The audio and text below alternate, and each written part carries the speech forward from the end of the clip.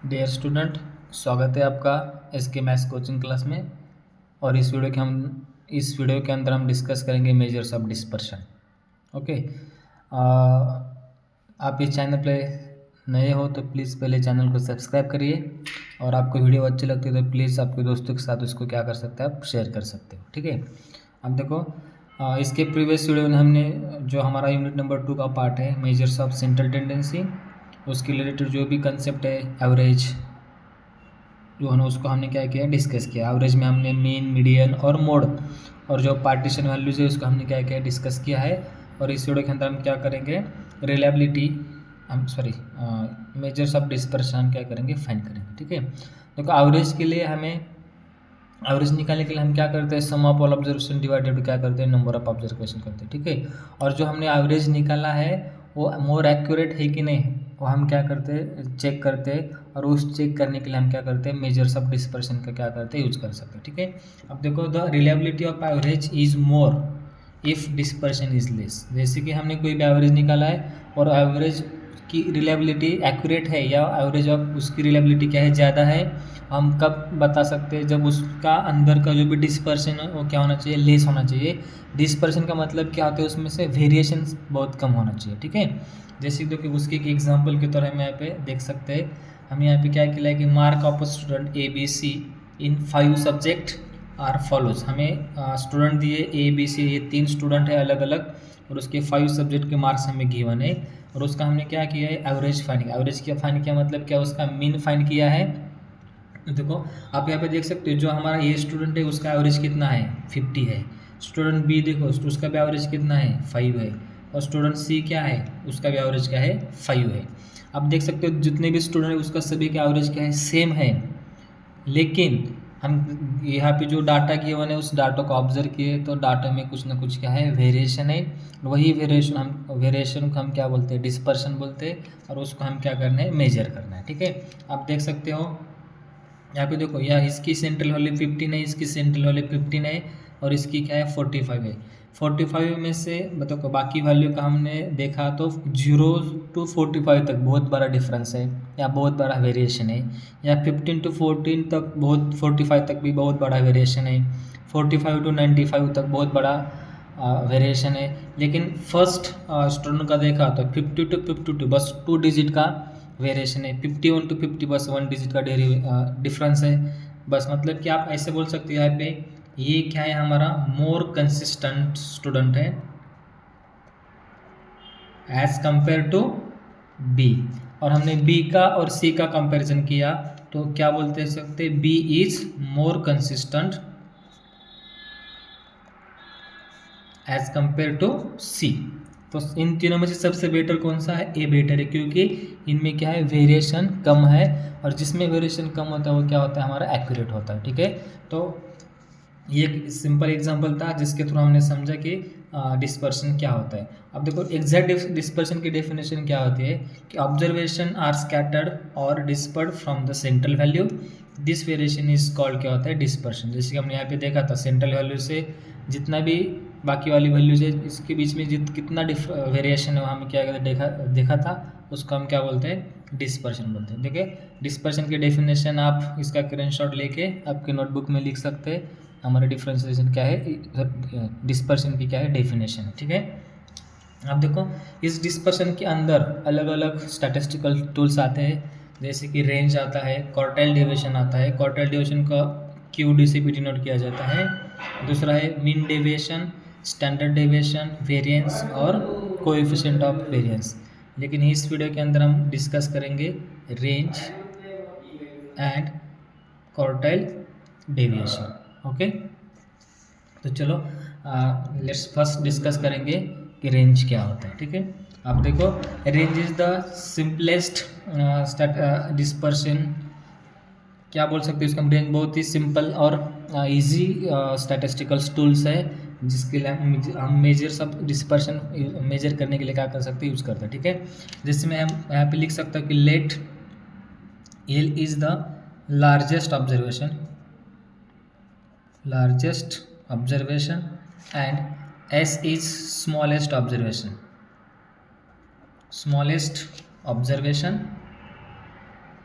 then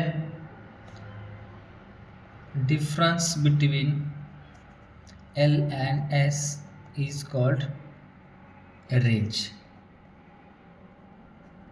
देखो, जैसे हमने माना let L is the largest observation and S is the smallest observation, then difference between L and S is called क्या होता है, रेंज होता है. तो मैं इसको क्या लिख सकता हूँ, L माइनस S. ये हमारा क्या है, रेंज का फॉर्मूला है. मतलब कि हमारे पास कोई भी ऑब्जर्वेशन का डाटा सेट हो सकता है, गिवन हो सकता है, उनमें से लार्जर वैल्यू में से स्मॉलेस्ट वैल्यू हम सब्ट्रैक्ट करेंगे तो हमें क्या मिलेंगी, रेंज मिलेंगी. ठीक है, और ये रेंज बहुत ही सिंपल, और जब हमारे पास डाटा सेट स्मॉल क्वांटिटी में गिवन होगा तब हम क्या कर सकते हैं, रेंज को क्या कर सकते हैं, यूज़ कर सकते हैं. लेकिन जब हमारे पास लार्ज सेट ऑफ डाटा होता है तब रेंज हमारा उनमें का उसमें से डिस्पर्शन मेजर करने के लिए सेटिस्फाई नहीं कर, उसकी जो भी कंडीशंस है वो फुलफिल नहीं करता है. इसलिए रेंज ज़्यादा इंपॉर्टेंस पार्ट नहीं, लेकिन मेजर्स ऑफ डिस्पर्शन मेजर करने के लिए हम क्या कर सकते हैं, उसको यूज कर सकते हैं. ठीक है, उनमें से दूसरा एक पार्ट है कोएफिशिएंट ऑफ रेंज. ठीक है, कोएफिशिएंट ऑफ रेंज मतलब क्या होता है, L माइनस एस अपॉन क्या होता है, L प्लस एस. ठीक है, ये भी फार्मूला याद रखो, ये भी इंपॉर्टेंट है, इसके ऊपर क्वेश्चंस पूछा जा सकता है. ठीक है, अब देखो नेक्स्ट पार्ट क्या है हमारा, क्वार्टाइल डेविएशन. क्वार्टाइल डेविएशन देखो, हमें पता है जो भी स्टैटिस्टिकल डिफरेंट टूल्स होते हैं वो क्या करते हैं, हर कंडीशन में हर जो भी स्टैटिस्टिकल टूल्स है वो क्या यूज़ नहीं होता है, तो हम क्या करते हैं, नया कंसेप्ट हम क्या करते हैं, डिस्कस करते हैं. जैसे कि देखो हमने अभी देखा था कि रेंज जो भी है, जैसे कि मान लो हमारे पास x1 x2 up to so on xn observation है, तो हम क्या करते हैं, मैक्सिमम ऑब्जर्वेशन माइनस क्या करते हैं, मिनिमम ऑब्जर्वेशन करते हैं ना.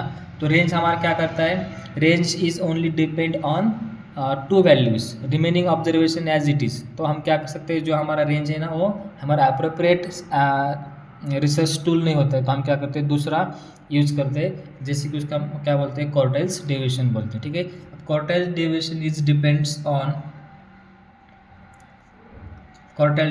Depends on partition value.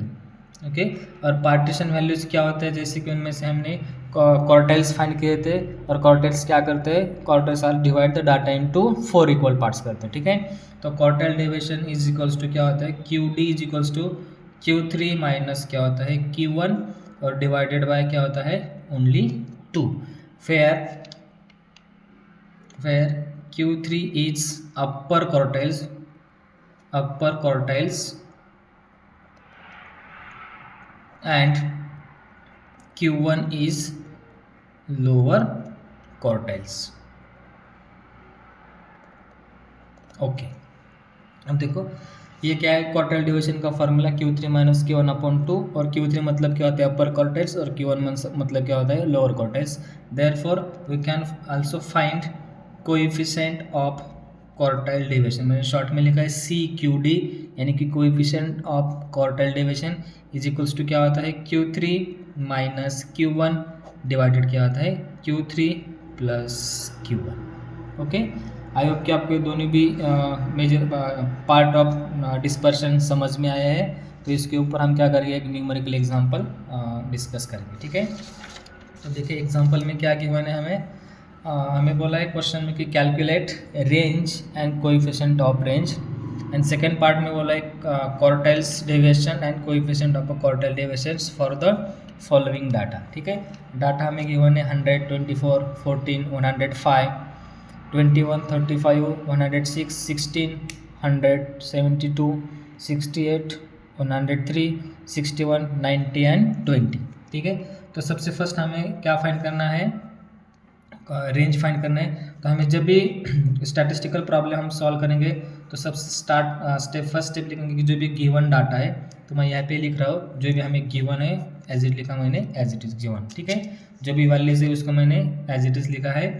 और जब हमें क्या फाइंड करना है, रेंज फाइंड करना है, तो हमें पता है रेंज इज इक्वल्स टू क्या होता है, L माइनस एस होता है. ठीक है, अब देखो इनमें से आपने सबसे हाईएस्ट लिखा तो मैक्सिमम वैल्यू कौन सी है, 106. So I am right here 106 minus S मतलब क्या होता है, smallest value, and here is the smallest value that is 14. We have to know 106 minus 14 is 92. Okay, अब देखो बाद में हमें क्या करना है, कोएफिशिएंट ऑफ रेंज भी फाइंड करना है। तो कोएफिशिएंट ऑफ रेंज का फॉर्मूला क्या होता है, मैं इसको सी आर से डिनोट करता हूँ। C R is equals to क्या होता है, L minus S upon L plus S, which is equals to L minus S अभी अभी हमने फाइंड किया कितना है 92 अपॉन एल प्लस एस, यानी कि 106 प्लस 14 कितना हो जाएगा 120 हो जाएगा। तो आप इसको साइंटिफिक कैलकुलेटर यूज़ करके इसका आंसर क्या कर सकते हैं, निकाल सकते हैं। जो भी आंसर आएगा मुझे कमेंट में प्लीज़ बताइएगा आंसर क्या आता है, ठीक है। चलो नेक्स्ट हमें क्या फाइंड करना है, क्वार्टाइल्स फाइंड करना है। हमें पता है क्वार्टाइल्स मतलब क्या होता है, पार्टीशन वैल्यूज होती है। और जब भी हम पार्टीशन वैल्यूज फाइंड करते हैं तब हम क्या करते हैं, जो भी हमें गिवन डाटा है ना, उस गिवन डाटा को क्या करते हैं, एक पर्टिकुलर फॉर्म में क्या करते हैं, अरेंज करते हैं, ठीक है। आप इसको असेंडिंग ऑर्डर में अरेंज कर सकते हो या डिसेंडिंग ऑर्डर में क्या कर सकते हैं, अरेंज करते हो। तो फर्स्ट यहाँ पे क्या करेंगे, to find quartiles, so arrange given data into increasing order,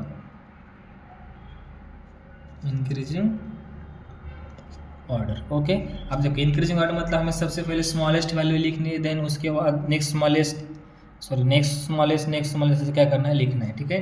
तो चलो सबसे स्मॉलेस्ट वैल्यू कौन सी है, 14, so I am right here 14। Then next value कौन सी है, 16 है, तो मैंने यहाँ पे लिखा 16। यहाँ पे देख सकते हो 16 के बाद कौन सी वैल्यू आ सकती है, 21 है, 21 के बाद 24 के बाद, चलो उसके 21 आ गया, 25, देन उसके बाद हम डायरेक्ट लिख सकते 35, देन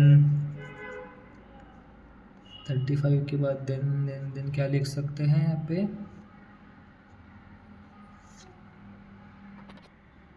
ओके बाद में क्या लिख सकते हो कि हमारा एक 21 बचा है, तो मैं यहाँ पे क्या लिख सकता हूँ 20, 21, 24, 35 के बाद मैं डायरेक्ट लिखता हूँ 61, then 68, then 72,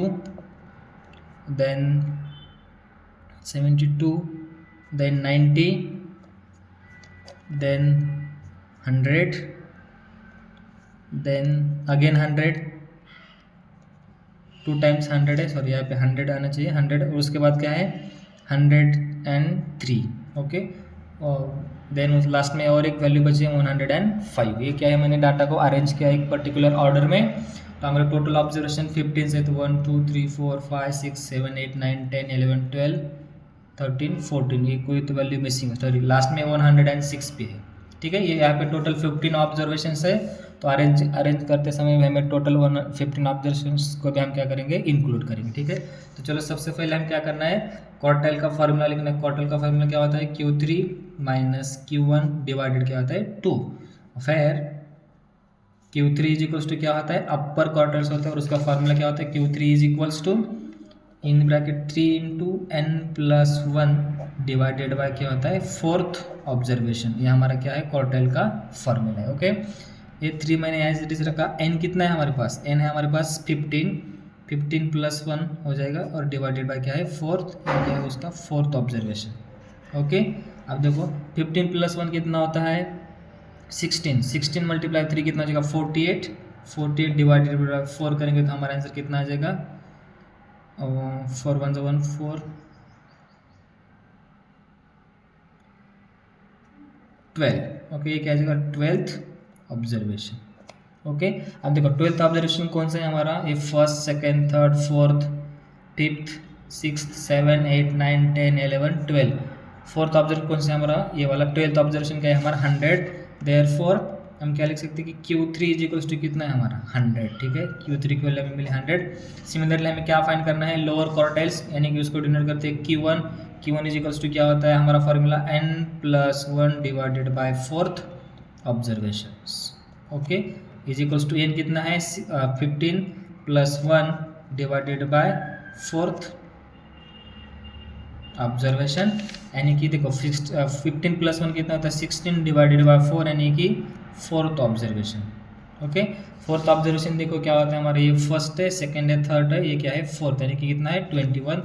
so Q1 is equals to कितना हो जाएगा 21। हमने Q3 को हमें मिला है 100, Q1 कितना है 21, तो हमें क्या फाइंड करना है QD फाइंड करना है, यानी कि क्वार्टाइल डेविएशंस क्या होता है Q3 minus Q1 divided by 2 which is equals to Q3 is 100 then Q1 is 21 divided by 2 which is equals to क्या होता है 79 डिवाइडेड बाई 2।